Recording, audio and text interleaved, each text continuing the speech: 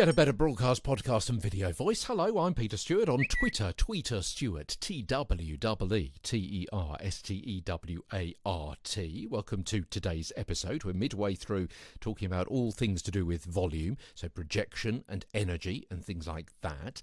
In a few weeks' time, we're going to be talking more about the speed of a read, how you can gauge how fast you should go or how slowly you should go, in what different circumstances you should pick up the speed or slow it down to a tortoise pace. Vocal proxemics is what we're talking about today, because over the last couple of days we've been talking about human spacing. So associated with human spacing are vocal proxemics. It's the kind of voice we use in each of the zones that I talked about a couple of days ago.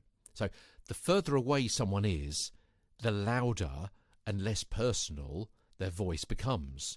Proxemics is a branch of linguistic science, which is what describes the effects of nearness or distance in signalling attitudes. There's quite a famous quote from Queen Victoria. Whether she ever actually said it or not, who knows?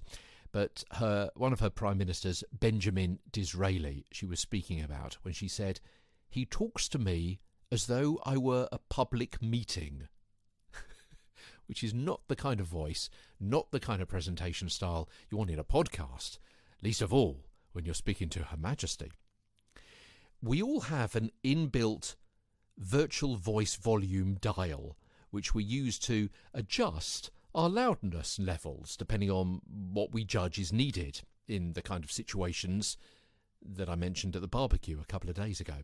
The brain automatically adjusts our projected voice depending on factors, for example, where the other person is, next to us, on the sofa or down the street, how many of them there are, whether we're speaking 1-to-1, to 12 or to 200 people, our familiarity to them in a bedroom or a boardroom, the ambient noise, is it a silent street or a noisy nightclub, the content or complexity of the message, whether we want to give emphasis, "I said no," or maybe whisper a secret, our own assertiveness.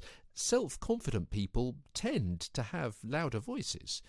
The urgency of the message, maybe shouting at someone who's right beside us on a pavement, "Watch out!" What we want them to think about us. Do we want to appear engaging, entertaining, brave, or maybe a bully? And our own perception of our personal volume. We hear our own voice through air passages connecting ear and throat, the eustachian tube, and also through the vibrations in the bones in our head. So our perception of our voice quality differs greatly from that of others.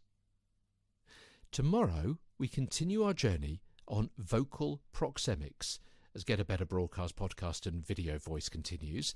And you know how you focus with your eyes? Did you know you can vocus with your voice? I explain more in a couple of days. From London, I'm Peter Stewart.